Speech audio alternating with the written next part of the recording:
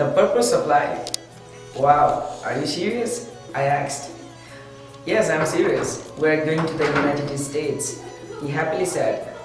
I can't believe it. Don't leave me alone here, I said. I did not want my beloved friend to leave me. I did not know if I could ever see him again. I have to go. My parents won't let me live here by myself, he replied. "म तिमीलाई सम्झिनेछु," I said. I started wondering about if my family was planning to go to, so I talked to my parents about it. When I asked, they didn't know if we were going to America or not. After a few days, they heard news that we could leave refugee camp. We went to office to fill out the immigration forms that were needed. Only had wait for departure date, so we were happy. My parents come from Bhutan. It is a beautiful country with mountains where many people used to live before they were forced to live by government. People ended up in refugee camps on the border of Nepal and Bhutan. In the refugee camp, my family and I lived in a hut that was made of bamboo. My parents and I had to walk to the small school.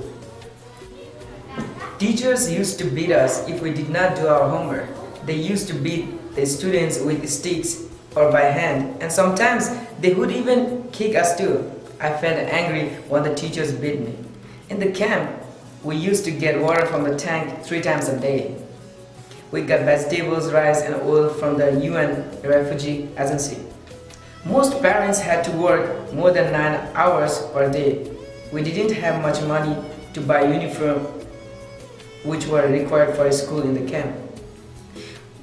If we did not wear a uniform, our principal beat us, and they would call our parents to see why we were not wearing uniforms. One day, I didn't wear my uniform, so the principal called my parents. "Why isn't he wearing his uniform?" the principal asked.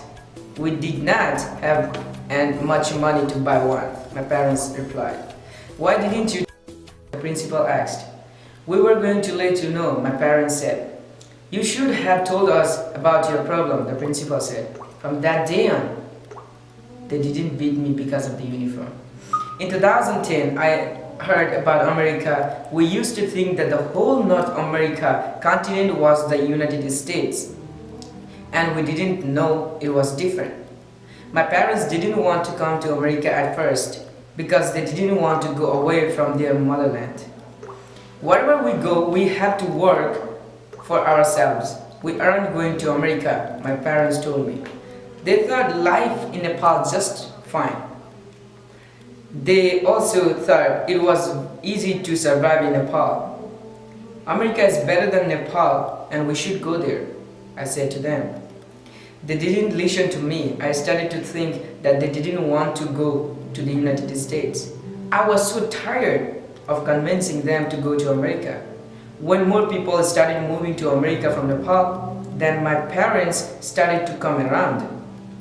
They realized that everyone was thinking about their futures. Finally, they said, "Let's go, we are ready to go to America." I was so happy. We soon went to the Office of Immigration to sign more forms. In between 2011 and 2012, we finished all the work that we were supposed to do for immigration.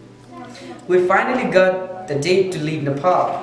On our flight, another day, we went to the airport in Kathmandu. I was scared to leave Nepal because I had never been away from the camp. I didn't know where I was going. We did not have a map for directions, and I felt uncomfortable sitting by strangers on the plane. I felt like I was in a dream because I had never seen an airplane before. I felt unhappy leaving my country. My heart started to cry because I was already missing my friends and family. I felt miserable leaving them. On the flight, my brain didn't seem like it was working. Maybe I was missing my homeland too much. I didn't like the food on the airplane. I did not want to eat the food, but I had to because I was so hungry. My siblings are younger than me and they were happy to be flying on an airplane. But they didn't understand that we were leaving our country and never going back again. I didn't want them to know I was sad because I knew they would feel sad too. Finally, we got to Paris, France. We were about to get on our flight from Paris when we heard something was wrong with the airplane. We got stuck in Paris and had to stay there for one night. In the morning, we went to the airport for our flight and headed to Chicago. Finally, we got to the Chicago airport and we were confused again. We did not know what plane we had to take. We talked to one guy who worked at the airport because we were confused. We didn't know what time we should get on the airplane. He helped us to get our gate and even to buy some food to eat at the airport. He did everything he could for us. Some people are so kind. On August 8, 2012, we arrived in Fargo, North Dakota. When we got off the plane, our Nepali case manager was waiting for us. "Hello, are you guys from Nepal?" she asked. "Yeah, we are from Nepal," I replied. "Welcome to Fargo. How was your journey?" she asked. "It was very nice and we are glad to be here," I replied. "We have arranged everything to get you started here," she said.